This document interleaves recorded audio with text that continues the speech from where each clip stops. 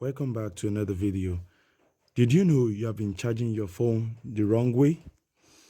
You using your phone from 100% to 0% before charging, or charging above 100% is totally wrong, and it will not make your battery last longer. It is going to affect the health of your battery. How do you make your battery life go, or how do you extend your battery life with these simple settings? No matter, go to settings, click on settings, click on the search button for protect battery.